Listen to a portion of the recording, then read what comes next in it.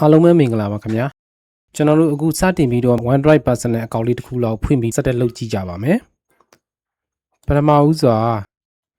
Chrome browser တစ်ခုကိုဖွင့်လိုက်မယ်လောလောဆယ်တော့ကျွန်တော်ဒီထဲမှာဘာကောင်းမှမထည့်ထားဘဲနဲ့မှာ stay site out နဲ့ဝင်လိုက်မယ်နာမည်လေးတစ်ခုလောက်တော့ပေးထားလိုက်ပါမယ်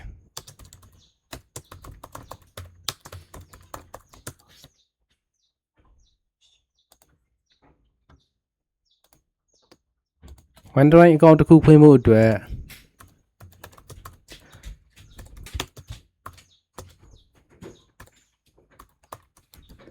OneDrive.live.login ကိုဝင်လိုက်ပါမယ် Microsoft OneDrive ဆိုတာလေးကိုတွေ့ရင် click နှိပ်လိုက်ပါမယ် Sign in ပေါက်မှာကျွန်တော်တို့ create one ဆိုတာလေးကိုရွေးလိုက်ပါမယ်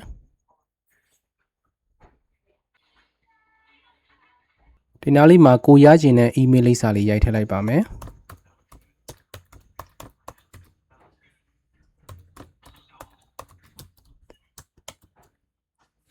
Microsoft ရဲ့ account က free ပေးသုံးတာက Outlook.com ဖြစ်တဲ့အတွက်ကြောင့်မလို့ Outlook.com လို့ရိုက်ထည့်လိုက်ပါမယ် Outlook.com လို့မှန်မှန်ကန်ကန်ရိုက်ထည့်လိုက်တာနဲ့အရှိက email name လေးကတက်တက်ဒီဘက်က domain name ကတက်တက်ဖြစ်သွားပါမယ်ကျွန်တော် next ကိုနှိပ်လိုက်ပါမယ်ဒီနာမည်ကရှိနေပြီးသားဟုတ်တယ်ဒါကြောင့်မလို့ကျွန်တော်တို့သူ့ကိုဖွင့်လို့မရတော့ဘူးကျွန်တော်ဒီမှာသူ suggest လုပ်တဲ့အထက်ကနေ The Insight Solution 2026ဆိုတာကိုရွေးလိုက်ပါမယ်next ကိုဆက်သွားပါမယ်ဒီနေရာမှာတော့ password ထည့်ရပါမယ် password ထည့်မယ်ဆိုလို့ရှိရင်အခရာအကြီးတစ်လုံးအသေးတစ်လုံးကဏ္ဍတစ်လုံးသင်္ကေတတစ်ခုဒီ criteria ၄ခုပါတဲ့အနည်းဆုံး character ၈လုံးပါတဲ့ password တစ်ခုကိုဖန်တီးပြီးထည့်လိုက်ရပါမယ်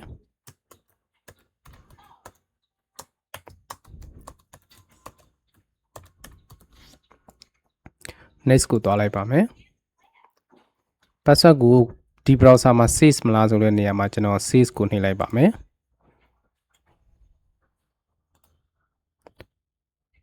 ဒီနေရာလေးမှာတော့ကျွန်တော်တို့မြန်မာကိုပဲရွေးထားရပါတယ်ရက်စွဲတွေကတော့ကိုယ့်ရဲ့မွေးသက်ကြီးထည့်ရမှာဖြစ်ပါတယ်ကျွန်တော်အသက်16နှစ်တဲ့ကြီးတဲ့တစ်ခုခုထည့်လိုက်ပါမယ် next ကိုသွားလိုက်ပါမယ်ကို position နဲ့နာမည်ကိုရွေးရမှာဖြစ်ပါတယ်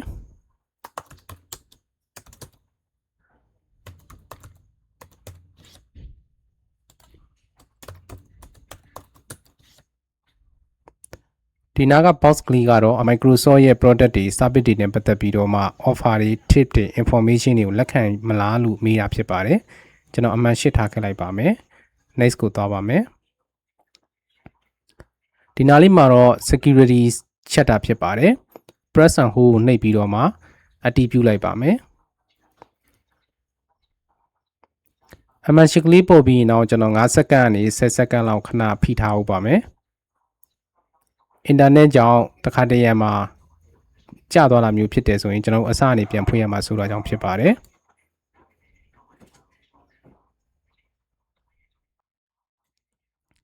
လောလောဆယ်ကျွန်တော်တို့ရဲ့ account လေးကိုဆက်ထဲဝင်ဖို့အတွက်သူက security စစ်တဲ့အဆင့်လေးတွေရှိပါတယ်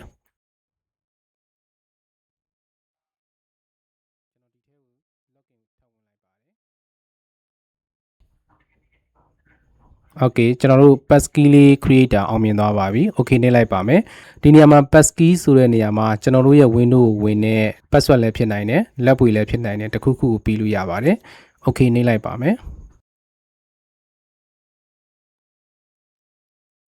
stay sign in လာလို့မေးပါတယ် yes ပဲနှိပ်လိုက်ပါမယ်ဒါကတော့ကိုယ့်ရဲ့ set ထဲမှာသူ့ကို sign in ဆက်ဝင်ထားမလားလို့ပြီးခုမေးတာဖြစ်ပါတယ်အခုကျွန်တော်တို့ရဲ့ personal OneDrive လေးမှာဘာ data မှမရှိသေးပါဘူး my file ကိုသွားကြည့်လိုက်ပါမယ်အခုတော့ my file ထဲမှာ document ရယ် personal board ရယ် picture ရယ် get start with OneDrive PDF ဆိုပြီးတော့မှ Microsoft ကနေအဆင့်သင့်လုပ်ပေးထားတဲ့ sample file တွေရောက်ရှိနေပါပြီကျွန်တော်တို့ cloud မှာရှိတဲ့ file တွေကိုကျွန်တော်တို့ set ထဲမှာတသားတဲ့ edit လုပ်နိုင်ဖို့အတွက်တသားတဲ့ပြင်ဆင်နိုင်ဖို့အတွက်ကျွန်တော်တို့ set ထဲကို OneDrive account ကို login ဝင်ပေးရမှာဖြစ်ပါတယ်ကျွန်တော်ဒီ browser လေးကိုခဏပိတ်ထားလိုက်ပါမယ်ပြီးတဲ့အခါမှာကျွန်တော်တို့ရဲ့ set ထဲမှာ OneDrive ကိုသွားရှာပါမယ်search box မှာ OneDrive လို့ရိုက်ချလိုက်ပါမယ် OneDrive app ကို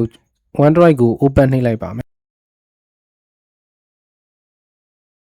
ဒီနေရာမှာတော့ကျွန်တော်တို့ဖွင့်ခဲ့တဲ့အကောင့်ကို sign in ဝင်ပေးရမှာဖြစ်ပါတယ်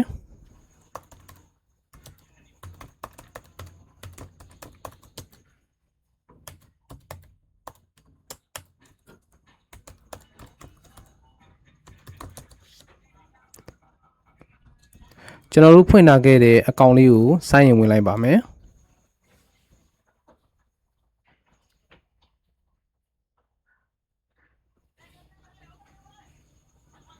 ကျွန်တော်ရဲ့ browser ထဲမှာ sign in ဝင်တော့က passkey ကို create ပါတယ်။ဒါကြောင့်မို့လို့ဒီနေရာမှာတော့ passkey နဲ့အလွယ်တကူဝင်လို့ရပါတယ်။တကယ်လို့ passkey နဲ့မဖန်တီးခဲ့ဘူးဆိုရင်တော့ကျွန်တော်တို့ password ကိုရိုက်ထည့်ပြီးဝင်လို့ရပါတယ်။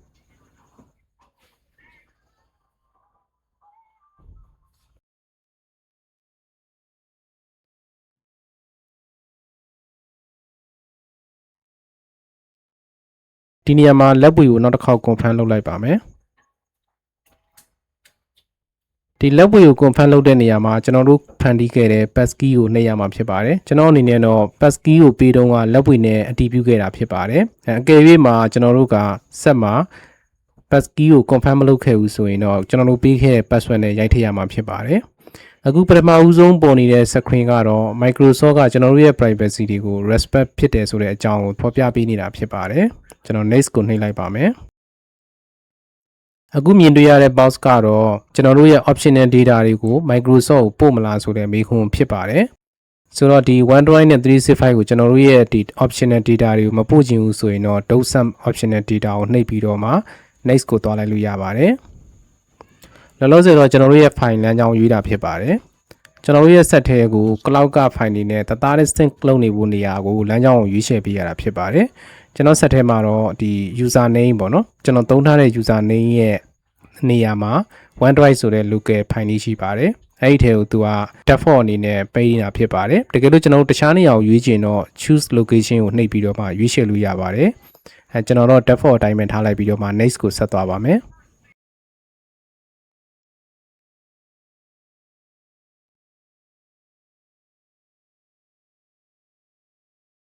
ဒီနေရာလေးမှာတော့ backup လုပ်မဲ့ file တွေကိုရွေးချယ်ခိုင်းတာဖြစ်ပါတယ်ဆိုတာကတော့ document တွေကိုယ့်ရဲ့ set ထဲမှာရှိတဲ့ picture တွေကိုယ့်ရဲ့ set ထဲမှာရှိတဲ့ desktop တွေကို OneDrive ပေါ်ကို backup လုပ်မလားမေးတာဖြစ်ပါတယ်ကျွန်တော်ရဲ့ set ထဲမှာတော့ဘာ data မှမရှိဘူးအဲဒီခါကျတော့ကျွန်တော်သူတို့အကုန်လုံးကို uncheck လုပ်လိုက်ပါမယ်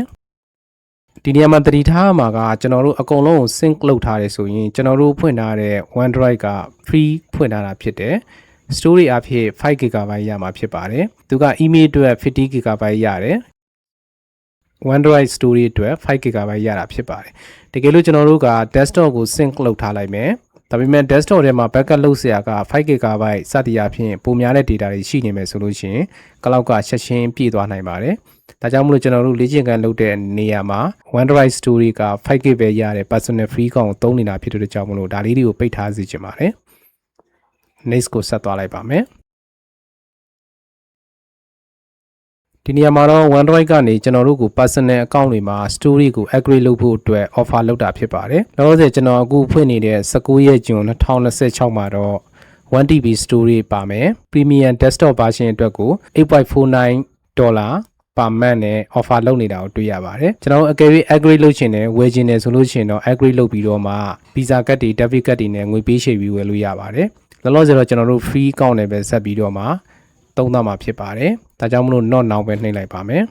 အခုကျွန်တော်တို့ဒီနေရာလေးမှာသူက screen လေးမှာ OneDrive အသုံးပြုနည်းလေးတချို့ကိုမိတ်ဆက်ပေးထားတာဖြစ်ပါတယ်ကျွန်တော်တို့က file တွေကိုဆွဲထည့်လိုက်မယ် OneDrive folder တွေကို copy paste လုပ်လိုက်မယ်အလုပ်တင်လိုက်မယ် cross device တွေမှာလွယ်လွယ်ကူကူနဲ့ accessible ဖြစ်ပြီးတော့မှအားလုံးကိုရရှိသွားမယ်ဆိုတာကိုသူကပြောပြတာဖြစ်ပါတယ်ဒါ OneDrive ရဲ့အားသာချက်ဖြစ်ပါတယ်ကျွန်တော် OneDrive ကိုWindows version တွေမှာသုံးနေဆိုရင် Microsoft ရဲ့ platform တစ်ခုတည်းမှာဖြစ်တဲ့အတွက်ကြောင့်မလို့ fully integrate ဖြစ်တာဖြစ်ပါတယ် next ကိုဆက်သွားလိုက်ပါမယ် okay ဒီနေရာမှာတော့တခြားသူတွေနဲ့ collaborate လုပ်တဲ့အကြောင်းအရာလေးကိုမိတ်ဆက်ပေးထားတာဖြစ်ပါတယ်အကယ်၍ကျွန်တော်ကကိုယ့်ရဲ့ file တွေကိုတခြားတစ်ယောက်ကို share ချင်တယ်ဆိုလို့ရှိရင်ဒီမှာ right click နှိပ်မယ် OneDrive icon လေးရှိမယ်အဲ့နေရာကနေမျှဝေလို့ရတယ်ဆိုတဲ့ပုံလေးကိုရှင်းပြပေးထားတာဖြစ်ပါတယ်အဲ့ဒီနည်းလမ်းကိုကျွန်တော်တို့ဒီလေ့ကျင့်ခန်းမှာလက်တွေ့စမ်းသပ်ကြည့်အောင်next ကိုဆက်သွားလိုက်ပါမယ်ဒီနေရာလေးကတော့ OneDrive folder ထဲမှာရှိတဲ့ file ရဲ့သင်္ကေတတွေကိုဖော်ပြတဲ့အခါမှာ နားလည်ဖို့အတွက်ရှင်းပြပေးတာဖြစ်ပါတယ်ပထမဦးဆုံးကျွန်တော်တို့ cloud ပုံလေးပဲတွေ့မယ်ဒါကတော့ online file only ဖြစ်ပါတယ်ဆိုတာကတော့ကျွန်တော်တို့ရဲ့ set ထဲမှာ cloud ပုံလေးပြပြီးတော့မှ file တွေ folder တွေမြင်နေရမယ်ဆိုရင်တကယ်သူ့ရဲ့နောက်ွယ်က data တွေအကုန်လုံးက set ထဲမှာရှိမနေဘူး cloud မှာပဲရှိတယ်ကျွန်တော်တို့ကတော့သူ့ရဲ့ information တွေဖြစ်တဲ့ name တွေရက်စွဲတွေစသည်အဖြစ် file ရဲ့ information ကိုပဲမြင်နေရတာဖြစ်ပြီးတော့မှတကယ်တမ်းကျွန်တော်ရဲ့ set ထဲမှာဒီ file တွေကမရှိဘူးဆိုတာကတော့ဒါကကျွန်တော်တို့ရဲ့ access ရတဲ့ file ဟုတ်တယ် cloud မှာရှိတယ် set ထဲမှာတော့သူကနေရာမယူထားဘူးဆိုတဲ့သဘောဖြစ်တယ်ဒုတိယပုံတစ်ခုကတော့ကျွန်တော်တို့ကအဲ့ဒီ file တစ် file ကိုဖွင့်ကြည့်လိုက်တဲ့အခါမှာ set ထဲကိုဒီ file ရဲ့ data တွေကရောက်လာပြီးတော့မှကျွန်တော်တို့ကဖွင့်လို့ရမယ်ပြီးတဲ့အခါကျွန်တော်တို့ကအဲ့ဒီ file တွေကို offline မှာပဲ update လုပ်နေလို့ရတယ် update လုပ်နေလို့ရတယ်ဆိုတာလေးကိုဖော်ပြပေးထားတာဖြစ်ပါတယ်တတိယပုံကတော့ always keys on this device ဆိုတဲ့ပုံစံလေးပါပဲဆိုတော့ဒီ file ကတော့အမြဲတမ်းကျွန်တော်ရဲ့ set ထဲမှာ update ဖြစ်နေမယ်အကယ်၍တခြားတစ်ယောက်ကပြင်လိုက်တယ်ဆိုရင်လည်းသူကချက်ချင်းအချိန်နဲ့အမျှဒီ set ထဲမှာဒီ file ကလာပြီး update ဖြစ်သွားမယ်ဆိုတော့နောက်ဆုံးပုံရဲ့သဘောတရားကတော့ဒီ file တွေက cloud မှာလည်းရှိနေတယ်လို့ကျွန်တော်တို့ရဲ့ set ထဲမှာလည်းနေရာလာယူနေမယ် cloud မှာတခြားတစ်ယောက်ကချိန်လိုက်တယ်ဆိုလည်းကျွန်တော်တို့ရဲ့ set ထဲမှာအပြည့်အဝလာချိန်နေမယ်ဆိုတဲ့သဘောဖြစ်ပါတယ် next ကိုဆက်သွားလိုက်ပါမယ် okay ဒီနေရာမှာတော့သူက get the mobile app ဆိုပြီးတော့မှ mobile app ကိုလည်းသုံးပေးဖို့အတွက်သုံးကျင်တာဆိုပြီးတော့မှ offer လုပ်နေတာဖြစ်ပါတယ် Microsoft OneDrive ကိုတော့ Android apps နဲ့ iOS တွေမှာလည်းသုံးလို့ရတယ်အဲ့ဒီမှာလည်းကိုယ့်ရဲ့ file တွေကိုပြင်ဆင်လို့ရတယ်အဲ့ဒီမှာလည်းအချိန်နဲ့အမျှကိုယ့်ရဲ့ file တွေကိုစောင့်ကြည့်လို့ရတယ်ဒီနေရာမှာတော့ကျွန်တော် not now ပဲနှိပ်လိုက်ပါမယ် okay အခုဆိုရင်တော့ကျွန်တော်တို့ရဲ့ setup လေးကအောင်မြင်စွာနဲ့ပြီးဆုံးသွားပါပြီကျွန်တော် open my OneDrive folder လေးကိုနှိပ်ပြီးတော့မှဖွင့်ကြည့်လိုက်ပါမယ်အခုဆိုရင်တော့ကျွန်တော်ရဲ့ set ထဲမှာ OneDrive personal ဆိုတဲ့ cloud ကလေးတစ်ခုတက်နေပါပြီအဲ့ဒီ cloud ကလေးကိုနှိပ်ကြည့်လိုက်လို့ရှိရင်ဒီဘက်မှာ document ရှိတယ် picture ရှိတယ် OneDrive ကိုစသုံးတဲ့သူတွေတီးဖို့လိုအပ်တဲ့ language ချက်လေးတွေကို PDF နဲ့ထည့်ပေးထားတာဖြစ်တယ်နောက်တစ်ခုကတော့ကျွန်တော်တို့ရဲ့ personal box တစ်ခုဖြစ်ပါတယ်ဒါဆိုရင်တော့ကျွန်တော်တို့ရဲ့ OneDrive account တစ်ခုဖွင့်တာရယ် OneDrive ကို set ထဲကို fully synchronize ဖြစ်အောင်လုပ်တဲ့ပုံစံလေးကိုကျွန်တော်တို့လေ့လာခဲ့ရတာဖြစ်ပါတယ်ပထမဦးဆုံးကျွန်တော်တို့တခြားသူတယောက်ကကိုယ့်ကို access ပေးထားတယ်ကိုယ့်ကို share ထားတဲ့ file တွေကိုကျွန်တော်တို့ရဲ့ set ထဲမှာတိုက်ရိုက် edit လုပ်လို့ရအောင်ပြင်လို့ရအောင်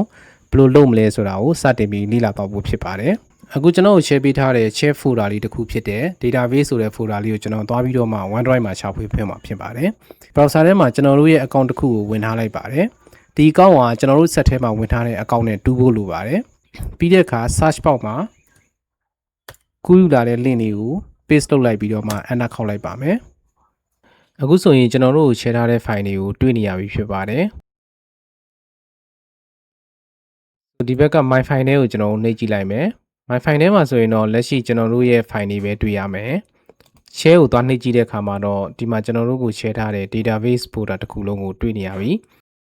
ဒီ database folder တွေက file တွေအားလုံးကိုကျွန်တော်တို့ရဲ့ set ထဲမှာ fully integrate ဖြစ်ပြီးတော့မှ edit လုပ်နိုင်မယ် modify လုပ်နိုင်ဖို့အတွက်ကျွန်တော်တို့ setup ကိုပြင်ဆင်ရမယ်မပြင်ဆင်ခင်မှာတခုတတိထားရမှာက login ဝင်ထားတဲ့နေရာလေးကိုနှိပ်ကြည့်မယ် login ဝင်ထားတဲ့နေရာမှာကျွန်တော်တို့ရဲ့ account နဲ့ set ထဲမှာဝင်ထားတဲ့ cloud ကကျွန်တော်တို့ရဲ့ account နဲ့က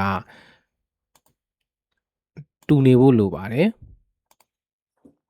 okay ဒီမှာဆိုရင်ကျွန်တော်ရဲ့ set ထဲမှာဝင်ထားတဲ့ OneDrive ရဲ့ account နဲ့ browser မှာဝင်ထားတဲ့ account နဲ့တူနေပါတယ်အကယ်၍မတူနေဘူးဆိုရင်ကျွန်တော်တို့က shortcut ယူတာကတက်တစ်ကောင်းဖြစ်ပြီးတော့မှ set ထဲမှာရှိနေတာ account တစ်ခုဆိုလို့ရှိရင်ဒီနှစ်ခုကတူညီနေတာမဟုတ်တဲ့အတွက်ကြောင့်မို့ကျွန်တော်တို့ access ရနိုင်မှာမဟုတ်ပါဘူးဆိုတော့ကျွန်တော်ဒီ OneDrive ကိုပိတ်လိုက်မယ်ပိတ်လိုက်ပြီးရင်ဒီ database ကိုကျွန်တော်တို့ရဲ့ my file ထဲကို shortcut ရောက်တော့အောင်အရင်ဆုံးလုပ်မယ်ဆိုဒီ folder လေးကို click နှိပ်ပြီးတဲ့အခါမှာ shortcut ယူတဲ့ icon လေးတွေ့ရမယ်အဲ့လိုမှမဟုတ်လို့ရှိရင်လည်းအဆက်ကလေး30ကို3 dot ကိုနှိပ်လိုက်ပြီးတော့မှ add shortcut to my file ကိုနှိပ်လိုက်လို့ရတယ်အခုဆိုရင်တော့ကျွန်တော်တို့အောင်မြင်စွာနဲ့ database ကို shortcut အဖြစ်နဲ့ my file ထဲကိုရောက်သွားပြီပထမဆုံးကျွန်တော်တို့ဒီမှာ my file ဆိုတဲ့နေရာလေးကိုနှိပ်ပြီးတော့မှစစ်ဆေးကြည့်လို့ရတယ် cloud ထဲမှာကြီးလိုက်တာနဲ့ကျွန်တော်တို့ရဲ့ my file ဆိုတဲ့ထဲမှာ database က shortcut အနေနဲ့ရောက်လာပြီ a few second အကူကရောက်လာတာဟုတ်တယ်ဒါဆိုရင်တော့ကျွန်တော်တို့အောင်မြင်စွာနဲ့ကျွန်တော်တို့ရဲ့ my file တွေကိုတခြားသူတယောက် share ထားတဲ့ data file တွေကို folder လိုက်ကျွန်တော်တို့ကခေါ်ထည့်လိုက်ပြီးဖြစ်တယ်ဒီ browser ကိုပိတ်လိုက်မယ်ပြီးတဲ့အခါကျွန်တော်တို့ရဲ့ set ထဲက file explorer မှာ personal drive ကိုနှိပ်ကြည့်လိုက်တဲ့အခါမှာ database ဆိုတဲ့ file လေးက shortcut အနေနဲ့ရောက်နေပြီဒီနေရာမှာထူးခြားတာကတော့တခြား folder တွေနဲ့မတူဘဲနဲ့သူ့မှာ shortcut icon လေးပါတယ် status မှာသွားကြည့်ရင်လည်းဒီ shortcut icon လေးကိုတွေ့ရမှာဖြစ်တယ်အခုဆိုရင်တခြားသူတစ်ယောက် share ထားတဲ့ database ဆိုတဲ့ folder ထဲမှာ file တွေစောက်တာ folder တွေစောက်တာရှိတဲ့ file တွေကို modify လုပ်တာတွေကျွန်တော်တို့စိတ်ကြိုက် file တီးလို့ရသွားပြီဖြစ်ပါတယ်ဒါဆိုရင်တော့ကျွန်တော်တို့တစ်ခုခု file တစ်ခုခုပြင်စရာရှိရဆို cloud ထဲသွားစရာမလိုတော့ဘဲနဲ့မှာကိုယ့် set ထဲမှာတင်စိတ်ကြိုက်ပြင်လို့ရတယ်နောက်တစ်ခုကကြတော့တခြားတစ်ယောက်ကပြင်လိုက်တဲ့ file တွေကလည်းကျွန်တော်တို့ရဲ့ set ထဲမှာပဲတရားရောက်ရှိနေပြီးတော့မှကျွန်တော်တို့က access ရနိုင်မယ်ဒါဆိုရင်တော့လုပ်ငန်းခွင်မှာကျွန်တော်တို့အရင်အသုံးတင်မှာဖြစ်ပါတယ် Microsoft OneDrive account ဖွင့်နည်းလေးနဲ့ setup လုပ်နည်းလေးကိုဒီမှာပဲအဆုံးသတ်လိုက်ပါမယ်နောက်နေ့အစီအစဉ်တွေမှာကျွန်တော်တို့ပြန်လည်ဆုံတွေ့ကြပါမယ်ကျေးဇူးတင်ပါတယ်ခင်ဗျာ